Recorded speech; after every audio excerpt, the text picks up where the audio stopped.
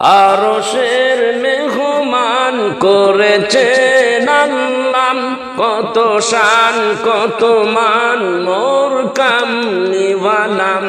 আরশের মেহমান করেছেন আল্লাহ, কত শান কত মান মোর কামলিওয়ালাম।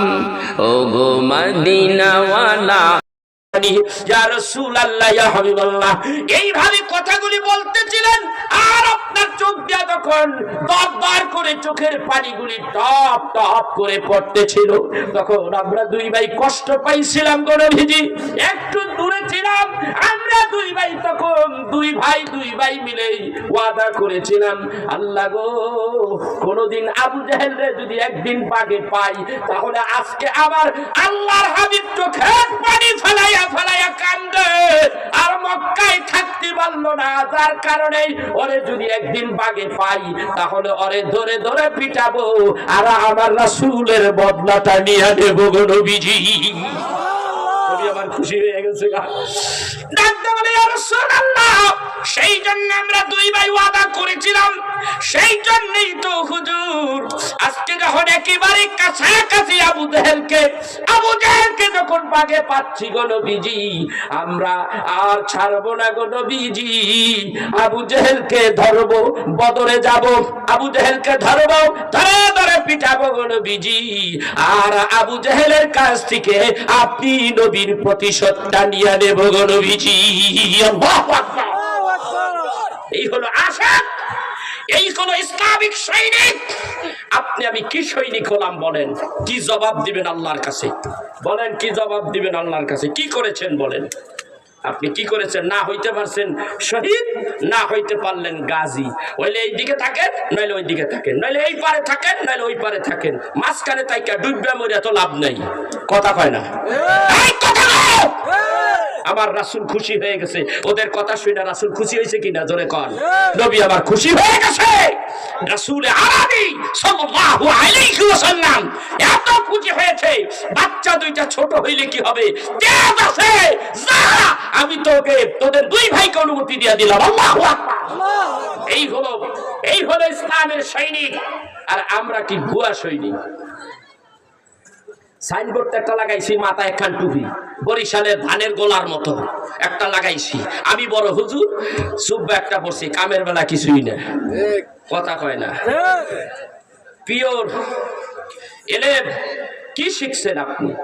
আপনি শিখছেন কি?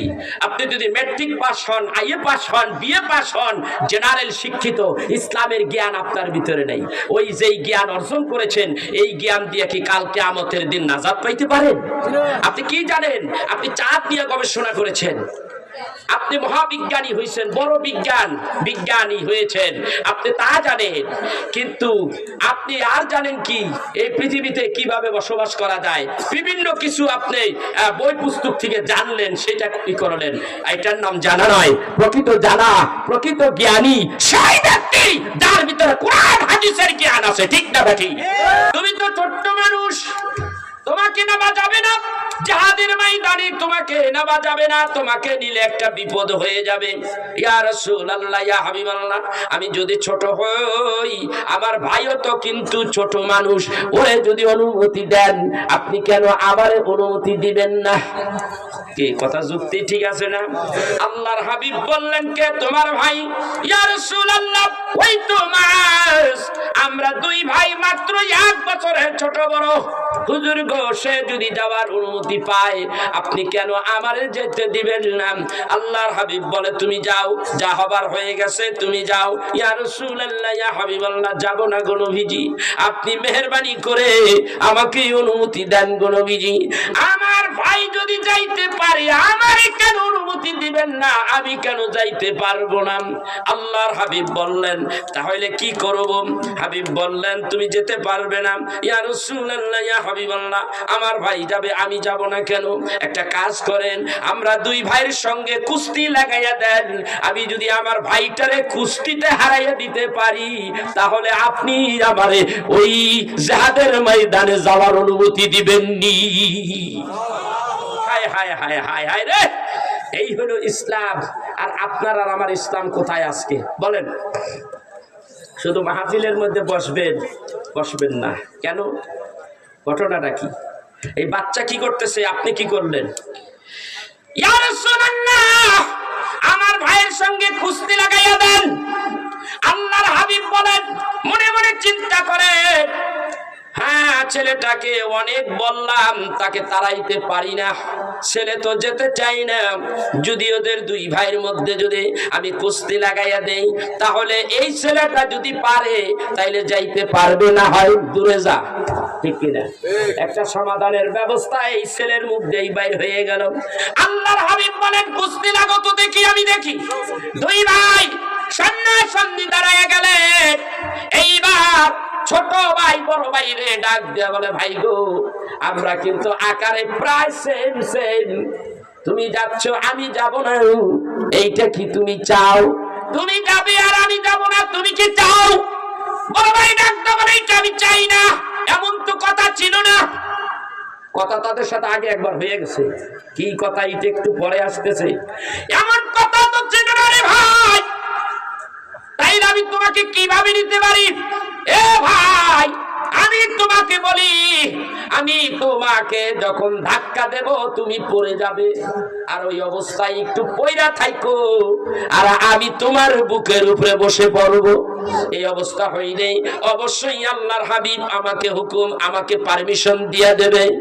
তোমারটা ক্যান্সেল হবে না রে ভাই, কারণ তুমি তো মঞ্জুর হয়ে গেছো, আমারটা মঞ্জুর হওয়া বাকি আছে গো। দুই ভাই এইভাবে যুক্তি করেন। বড় ভাইকে যখন কথা মতে ধাক্কা মারে, ধাক্কা মারলে বড় ভাই হচট খেয়ে পড়ে যায়। অমনি ছোট ভাই বড় ভাইয়ের বুকের উপরে বসে পড়ে। যখন বসে পড়ে, এই অবস্থায় যখন বসে পড়ল, অমনি ঘাড়ের মধ্যে চাপা দিয়া ধরে আল্লাহর হাবিবকে ডাকতে বলে, ইয়া রাসূলুল্লাহ, ইয়া হাবিবাল্লাহ, নবী গো, ও গো নবীজি, দেখলেন নি গো নবীজি, আমি কত তাড়াতাড়ি আমার ভাইটাকে আমি জমিনের মধ্যে শোয়াইয়া দিয়েছি গো নবীজি। আল্লাহর হাবিব ডাকতে বলে, আমি দেখলাম, ইয়া রাসূলুল্লাহ, ইয়া হাবিবাল্লাহ, আপনি আমাকে অনুমতি দেন, আমাকে অনুমতি দিবেন নি গো নবীজি? আল্লাহর হাবিব বলে, কথা অনুযায়ী অনুমতি তো দিতেই হবে, তবে আমি তোমাদের দুই ভাইয়ের কাছে একটা কথা জিজ্ঞাসা করি, উত্তর দিবানি? ইয়া রাসূলুল্লাহ, ইয়া হাবিবাল্লাহ, উত্তর দেব গো নবীজি। বলে, দাও, বলো তো দেখি, তোমরা ছোট্ট মানুষ হইয়া কেন জিহাদের ময়দানে বদরের প্রান্তরে যাইতে চাও? কি জন্য যেতে চাও আমাকে একটু বলো। ইয়া রাসূলুল্লাহ, ইয়া হাবিবাল্লাহ, বড় হৃদয় বিদারক একটা ইতিহাস এখন বলার জন্য আমাদেরকে বাধ্য করলেন। ইয়া রাসূলুল্লাহ, ইয়া হাবিবাল্লাহ, আপনি যেই দিন মক্কা থেকে মদিনায় হিজরত করে এসেছেন, কার মদিনাবাসী চতুর্দিকে যখন আপনাকে গ্রাউ করে ধরেছিল গো নবীজি, তখনও কিন্তু আপনি উটের পিঠে বসা ছিলেন। ইয়া রাসূলুল্লাহ, ইয়া হাবিবাল্লাহ, আপনারে পাইয়া মদিনাবাসী কত খুশি। তখন গিয়েছিল সবাই, তালাআল বাদরু আলাইনা মিন সানিয়াতিল ওয়াদাই ওয়াজাবাশ শুকরু আলাইনা মাদআ লিল্লাহ দাঈ। এই না আপনি রাসূল, আমরা একটু গাইছিলাম, আপনারে পাইয়া আমরা এত খুশি হয়েছিলাম, আর আপনারে পাইয়া শুকরিয়া আদায় করাটা আমাদের জন্য ওয়াজিব হয়ে গিয়েছিল। ওগো নবীজি, ওগো মায়ের নবীজি গো, সেই দিন আপনি কেঁদে কেঁদে এই মদিনায় বলেছিলেন, ওগো মদিনাবাসীরা তোমরা শোনো, শোনো গো মদিনাবাসীরা তোমরা শোনো, আমি রাহমাতের নবী, আমি আমার মায়ের দেশে থাকতে পারলাম না, আমার জন্মভূমি মাতৃভূমি আমার বাবার দেশে থাকতে পারলাম না, আবু জাহেলের অত্যাচারের কারণেই আমি মক্কা ছেড়ে মদিনায় হিজরত করেছি। তোমরা আমার প্রতি যখন বিপদ আসবে, তখন কি তোমরা আমারে পাহারা দিয়ে রাখতে পারবানি? ইয়া রাসূলুল্লাহ, ইয়া হাবিবাল্লাহ, এইভাবে কথাগুলি বলতেছিলেন, আর আপনার চোখ দিয়ে যখন দর করে চোখের পানিগুলি টপ টপ করে পড়তেছিল, তখন আমরা দুই ভাই কষ্ট পাইছিলাম গো নবীজি। একটু দূরে ছিলাম আমরা দুই ভাই, তখন দুই ভাই মিলে ওয়াদা করেছিলাম, আল্লাহ গো কোনদিন আবু জাহেলরে যদি একদিন পাগে পাই তাহলে আজকে আবার আল্লাহর হাবিব চোখের পানি ফেলাইয়া কান্দে, আর মক্কায় থাকতে পারলো না, যার কারণে ওরে যদি একদিন বাগে পাই তাহলে ওরে ধরে ধরে পিটাবো, আর আমার রাসূলের বদলাটা নিয়ে নেব গো নবীজি। নবী আমার খুশি হয়ে গেছে, ডাকতে বলে ইয়া রাসূলুল্লাহ, সেই জন্য আমরা দুই ভাই ওয়াদা করেছিলাম, সেই জন্যই তো হুজুর আজকে যখন একেবারে কাছাকাছি আবু জাহেলকে যখন বাগে পাচ্ছি গো নবীজি, আমরা আর ছাড়বো না গো নবীজি, আবু জাহেলকে ধরবো, বদরে যাব, আবু জাহেলকে ধরবো, ধরে পিটাবো গো নবীজি, আর আবু জাহেলের কাছ থেকে আপনি নবীর প্রতিশোধটা নিয়ে নেব গো নবীজি। আল্লাহু আকবার। এই হলো আশা, এই হলো ইসলামিক সৈনিক। আপনি আমি কি সৈনিক হলাম বলেন? কি জবাব দিবেন আল্লাহর কাছে? বলেন কি জবাব দিবেন আল্লাহর কাছে? কি করেছেন বলেন? আপনি কি করেছেন? না হইতে পারছেন শহীদ, না হইতে পারলেন গাজী। হইলে এই দিকে থাকেন, নইলে ওই দিকে থাকেন, নইলে এই পারে থাকেন, নইলে ওই পারে থাকেন, মাঝখানে তাইকা ডুববে মরিয়া তো লাভ নাই। কথা কয় না? এই কথা বলো। আমার রাসূল খুশি হয়ে গেছে, ওদের কথা শুনে রাসূল খুশি হয়েছে কিনা জোরে কন। নবী আমার খুশি হয়ে গেছে, রাসূল আরবি সাল্লাল্লাহু আলাইহি ওয়াসাল্লাম এত খুশি হয়েছে। বাচ্চা দুইটা ছোট হইলে কি হবে? তেজ আছে, যা আমি তোকে তোদের দুই ভাইকে অনুমতি দিয়ে দিলাম। আল্লাহু আকবার। এই হলো ইসলামের সৈনিক। আর আমরা কি ভুয়া সৈনিক? সাইনবোর্ড একটা লাগাইছি, মাথায় একখান টুপি, বরিশালের ধানের গোলার মতো একটা লাগাইছি, আমি বড় হুজুর, সুব্বা একটা পড়ছি, কামের বেলা কিছুই না। কথা কয় না? পিওর এলে কি শিখছেন আপনি? আপনি শিখছেন কি? আপনি যদি ম্যাট্রিক পাস হন, আইএ পাস হন, বিএ পাস হন, জেনারেল শিক্ষিত, ইসলামের জ্ঞান আপনার ভিতরে নেই, ওই যেই জ্ঞান অর্জন করেছেন এই জ্ঞান দিয়ে কি কাল কিয়ামতের দিন নাজাত পাইতে পারেন? আপনি কি জানেন? আপনি চাঁদ নিয়ে গবেষণা করেছেন, আপনি মহাবিজ্ঞানী হয়েছেন, বড় বিজ্ঞানী হয়েছেন, আপনি তা জানেন, কিন্তু আপনি আর জানেন কি এই পৃথিবীতে কিভাবে বসবাস করা যায়? বিভিন্ন কিছু আপনি বই পুস্তক থেকে জানলেন, সেটা কি করলেন? এটার নাম জানা নয়। প্রকৃত জানা, প্রকৃত জ্ঞানী সেই ব্যক্তি যার ভিতরে কোরআন হাদিসের জ্ঞান আছে, ঠিক না বেটি? আর তার চাইতে আরো মহাজ্ঞানী সেই ব্যক্তি, যেই ব্যক্তি কোরআন হাদিস থেকে রিচার্জ করে ইলমে মারিফাত আল্লাহর ওলিদের দরবারে যাইয়া যেই ব্যক্তি কলমি বিদ্যা হাসিল করতে পেরেছে, সেই হলো প্রকৃত একজন আল্লাহর বান্দা। তাকে বলা হয় আল্লাহর ওলি। আল্লাহর ওলিদেরকে ছিটকে ফেলাই দিয়েন না, শেখে জীবনটারে শেষ করে দিছে মিয়া। আপনি তো 5 ওয়াক্ত নামাজ ধরেন, আপনি 5 ওয়াক্ত নামাজ পর্যন্তই আপনার দৌড়। 5 ওয়াক্ত নামাজ পড়ছেন, আপনি ঘরে শুয়ে রয়েছেন। আল্লাহর ওলি 5 ওয়াক্ত নামাজ পড়ছে, রাত যখন গভীর হয়ে গেছে আর ঘুম নাই, তাহাজ্জুদ শুরু করে দিছে, শেষ রাতে কান্নাকাটি শুরু করে দিয়েছে। আল্লাহর ওলি বসে নাই, মাগরিবের 5 রাকাত নামাজ পড়ে আপনি গেছেন গা। আল্লাহর ওলি মসজিদ থেকে বাইর হয় না, সে খানকার থেকে বের হয় না, আরো 2 রাকাত করিয়া, কয় রাকাত? 6 রাকাত। এই তো জানেন, জানলে হবে না, এটা পালন করতে হবে। এই 6 রাকাত নামাজ সে আদায় করলো, ফজরের নামাজের পরে বেলা উঠাইয়া সে মসজিদ থেকে বের হয় না, বেলা না উঠাইয়া, বেলা উঠলো, আরো 2 রাকাত, আরো 4 রাকাত নামাজ পড়লো। এইটার নাম কি? এইটার নাম সেই নামাজ। এই নামাজে মানুষকে দামি করে আল্লাহর কাছে, এই নামাজে বান্দাকে আল্লাহর বন্ধু হিসাবে বিবেচনায় নিয়ে যায়। এইরকম আল্লাহু আকবার, আল্লাহু আকবার। ভাইরা, এই কথাগুলি, এই মেসেজটা দেওয়ার জন্য শর্ষিনার দরবার, ঠিক কিনা ধরে কন? এই মেসেজটা দেওয়ার জন্যই ফুরফুরার দরবার। বহু আল্লাহর ওলিরা, পীর মাশায়েখেরা কাজ করে যাচ্ছে ভারতের মধ্যে, উপমহাদেশের মধ্যে, ঠিক কিনা ধরে কন? এই এই ইসলামকে জানার জন্য, গভীরভাবে জানার জন্য ইলমে মারিফা, ইলমে শরীয়তই নয়, ইলমে মারিফাত তার সাথে থাকতে হবে।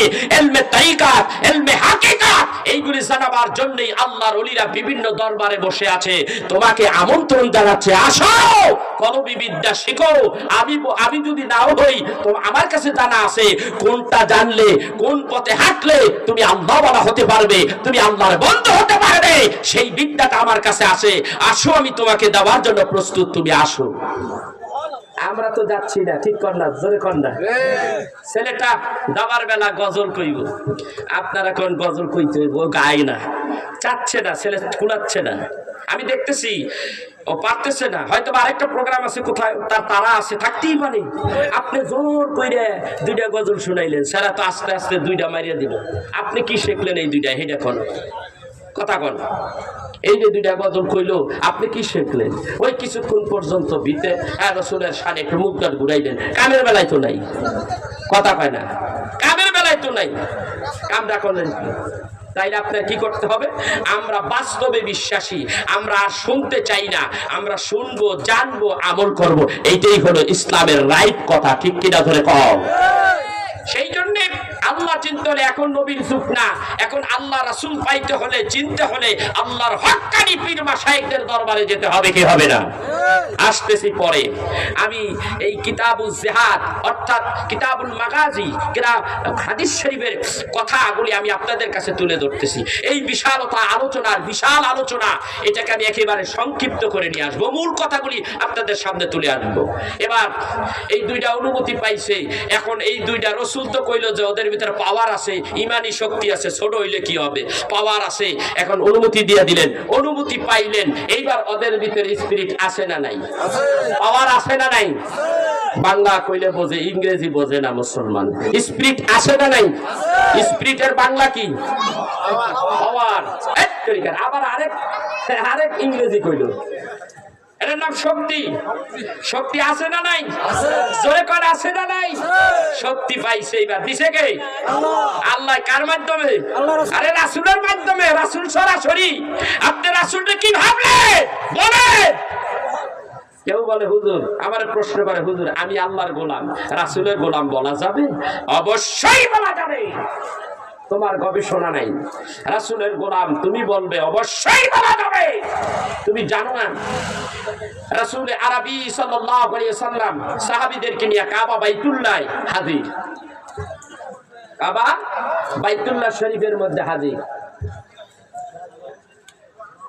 হযরত বিলালকে বললেন, বিলাল রে, কাবা বাইতুল্লাহ ছাদের উপরে উঠে যাও।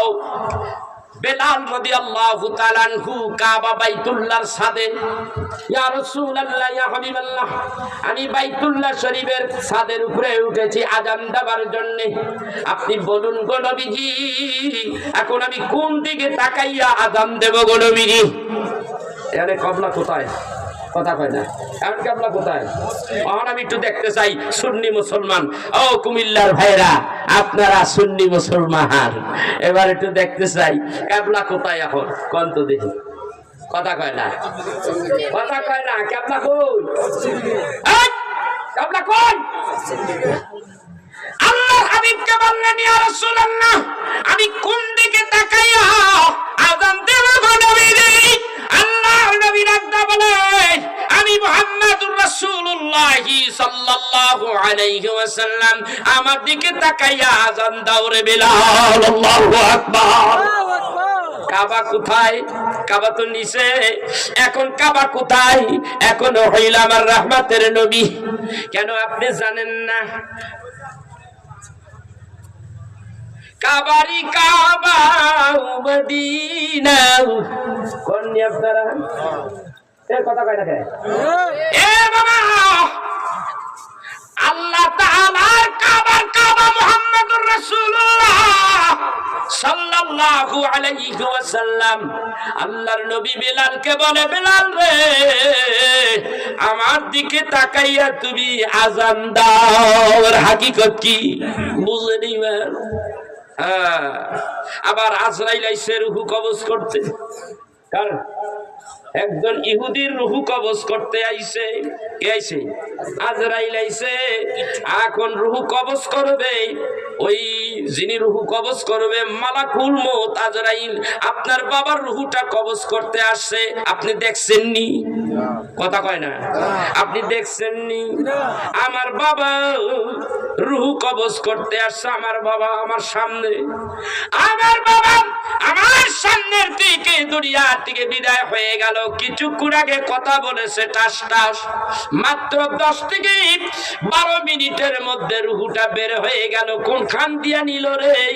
আমি তো আজরাইল রে দেখলাম না। এই আমার ভাইরা, আমি যদি আজরাইল রে দেখতাম তাহলে আজরাইল রে বলতাম জলদি এখান থেকে যা, আমার বাবার রুহু কবজ করতে আমি দেব না। হাতে ধরতাম, পায়ে ধরতাম, কিন্তু যেই ব্যক্তি রুহু কবজ করে, যারে যে ক্ষমতা আল্লাহ দিয়েছে ওই ক্ষমতা নিয়ে রুহু কবজ করতে আসছে। আর ওই লোকটারে, ওই ব্যক্তিটা, ওই ফেরেশতাটারে জানি কেউ দেখতে না পায়। কারণ যদি দেখতে পায় মা বাবার জন্য আরেকটু বেঁচে থাকুক হায়াতের জন্য জিবরাইল আজরাইলের পাও ধরে ফেলাইতে পারে। এই জন্যই গায়েব করে রাখছে। কথা কয় না? এই জন্যই গায়েব করে রাখছে। তোমার আমার কাছ থেকে আজরাইল, মালাকুল মউত আজরাইল, ফেরেশতারা গায়েব, কিন্তু আল্লাহর হাবিবের জন্য গায়েব নয়। আল্লাহর হাবিব ইহুদির বাড়ির মধ্যে যাইয়া হাজির হয়ে গেছে। যাইয়া দেখতেছে ইহুদি মসজিদের কিনারে আর যায় না। ইহুদির একটা অভ্যাস ছিল, নবীজির প্রতি তার একটা ভালোবাসা ছিল। ইহুদি যদিও অল্প সময়ের জন্য, অল্প কিছুদিনের জন্য একটা ভালোবাসা তৈরি হয়ে গিয়েছিল। আল্লাহর হাবিব গভীর মনোযোগ, আল্লাহর হাবিব মসজিদের মধ্যে যায়, জুতাটা খুলিয়া যখন মসজিদে ঢোকে, এমন সময় ইহুদি ওই জুতাখানা হাতের মধ্যে লইয়া ইহুদি বুকের সঙ্গে রেখে দেয়। রাসূল আরবি সাল্লাল্লাহু আলাইহি সাল্লাম তাকায়া দেখে, ও আমার ভাইরাও, বড় বড় হুজুর আলেম ওলামা এরা যখন স্টেজে ওঠে জুতা খুলে কত কত খাদেম আছে, হুজুরের জুতাটা রাখে কি রাখে না? যত্ন কইরা রাখে। আল্লাহর হাবিব এই জুতা মুবারক রাখবে হযরতে আনাস বিন মালিক রাদিয়াল্লাহু তাআলা আনহু। আজকে ইহুদি এই জুতাটা এইভাবে বুকের মধ্যে রাখে। 3 দিন, 4 দিন, 5 দিন হয়ে গেল। 5 ওয়াক্ত নামাজের মধ্যে রহমতের নবী মসজিদের মধ্যে যখন ঢুকে, এমন সময় ওই ইহুদি জুতাটা নিয়া, নবীজির জুতা মুবারকটা নিয়া, নবীজির নালাইন শরীফটা নিয়া বুকের সঙ্গে লাগে, আবার মাথার উপরে রাখে। নবী দেখেছে এই অবস্থায় কয়দিন চললো, 5 দিন 6 দিন চললো। হঠাৎ করে এই যুবকটারে কয়েকদিন দেখা যায় না। আল্লাহর হাবিব ডাকটা বলে, ও সাহাবীরা, এই ইহুদি ছেলেটা আসিয়া মাঝে মাঝে দেখতাম আবার জুতা খুলিয়া রাখলে মসজিদের বাহিরে এই জুতা কানা লইয়া সে বুকের সঙ্গে লাগাইয়া রাখতো, মাথার উপরে উঠাইয়া রাখতো। এইটা আমি দেখেছি। আজকে কয়েকদিন ধরে আমি এই যুবকটারে দেখি না, কি হয়েছে? আল্লাহর হাবিব বললেন এই কথা সাহাবীদের মধ্যে। সাহাবীরা জবাব দিল, ইয়া রাসূলুল্লাহ, জানি না। নবীজির অন্তরের মধ্যে জানা হয়ে গেছে। আসরের নামাজ পড়িয়া এইবার বলে, যুবকটার বাড়ি কোথায়? ইয়া রাসূলুল্লাহ, ইয়া হাবিবাল্লাহ, এই দিক থেকে আসে যুবকটা। নবীজি ওই দিকে হাঁটতে লাগলেন। হাঁটতে হাঁটতে যুবকের বাড়ির মধ্যে যাইয়া ঢুকছে, ঘরের মধ্যে যাইয়া ঢুকছে। ঢুইকা যাইয়া দেখে এই ইহুদির কিনারে হযরতে আজরাইল বসে আছে।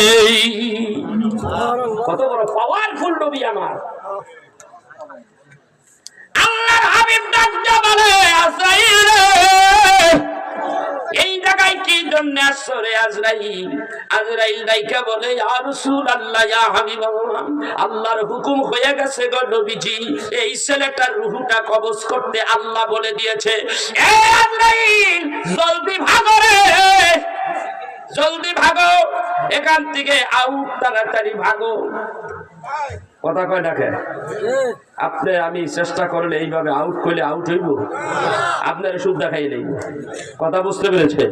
আপনারা সুদ্ধা খাইয়ে নেইব। পৃথিবীতে এরকম নজির আছে যে কোন নবী ছাড়া কোন মানুষ আজরাইলে ধাওয়া মারছে, এমন নজির আছে? হযরত মূসা আলাইহিস সালাতু ওয়াস সালাম একদিন আজরাইল একটা থাপ্পড় মারছিল। হাদিস শরীফে বিষয়টা এসেছে, একটা থাপ্পড় মাইরা কান বয়রা করে লাইছে, চোখের একটা ঠুসি বাই করে লাইছে। নদীর আছে না নেই? বুখারীর হাদিসে এসেছে এই ব্যাপারে। তো এখন সাধারণ কোন মানুষ বড় বড় আল্লাহর ওলি মুজাদ্দেদে জামান এদের দ্বারা কি সম্ভব? এটা কথা কয় না, কথা কয় না, সম্ভব না। রাসূল আউট কইছে, এটা আউট হয়ে গেছে, আউট হয়ে গেছে। আমার রাসূল কি করে আউট করে? জারে আজরাইল, ইয়া আল্লাহ, জাস্ট টাইম, নো কমপ্লিট। হুজুর, এই যুবকের রূহ কিছুক্ষণের মধ্যেই কবজ করতে হবে। হুজুর গো, আল্লাহ বলে দিয়েছে দিনের বেলায় এই কয়টায় এত মিনিট এত সেকেন্ডে তার রূহ কবজ করতে বলে দিয়েছে। আল্লাহ বলে কোনো কথা শুনবো না, বের হয়ে যাও। কেন গো হুজুর, কি হয়েছে? আজরাইল, এই ছেলেটা যদিও ইহুদি কাফের, এই ছেলেটা মুসলমান না। আমি নবীর খেদমত করেছে, জুতা টানিয়া টানিয়া আমি নবীর খেদমত করেছে। কয়দিন খেদমত করিয়া এই ছেলেটা আমার হৃদয়টা জয় করে নিয়েছে। আমি চাই না আমার এই ছেলে আশিক হয়ে গেছে, এই ছেলেটা কাফেরি হালাতে তার রূহ কবজ হয়ে যাক, কিয়ামতের দিন জাহান্নামে চলে যাক। ইহুদিরা জাহান্নামে যাবে, রাসূল বলেছে, বুখারীর হাদিসে বলেছে, ইহুদিদেরকে জাহান্নামের আগুনের মধ্যে ধরে ধরে ঢেল মেরে ফেলে দেওয়া হবে। ওরে এই ইহুদি মারা যাওয়ার পরে তো জাহান্নামী হয়ে যাবে। আমি নবী উপস্থিত থাকা অবস্থায় আমরা আমার একটা আশিক জাহান্নামী হয়ে যাবে। আমি নবীজি এইটা চাই না। তুমি সরে যাও, সরে যাও। আমি এই যুবকটার সাথে কথা বলবো, এই যুবকটার সাথে কথা বলিয়া এই যুবকটার সঙ্গে আমি একটু খানি দেখি তারে কলেমা পড়াইয়া দিতে পারি। এই যুবকটারে যদি কলেমা পড়াইয়া আমার বন্ধু বানাইয়া নিতে পারি, আমার উম্মত বানাইয়া নিতে পারি, কিয়ামতের দিন আমি নবী তারে সুপারিশ করে জান্নাতে পাঠাইয়া দেব। এই সুযোগ নেওয়ার জন্য আমি রহমতের নবী এখানে এসেছি। আল্লাহু আকবার কাবীরা। দেখেছেন? কথা কয় না, কি পাওয়ার রাসূলের। ভাইরা আমার, এই হলো আমার রাসূল, এই হলো আমার নবী, এই নবীর গোলাম সাহাবীরা ছিল। আহা, সেই নবীর গোলাম, আল্লাহর গোলাম একরকম, নবীর গোলাম আরেক রকম। ঠিক কিনা ধরে কর? আবার আপনার বাড়িতে যে কাজ করে ওই হাইলা কি দেয়, গরু পালে, এটারই কি কয়?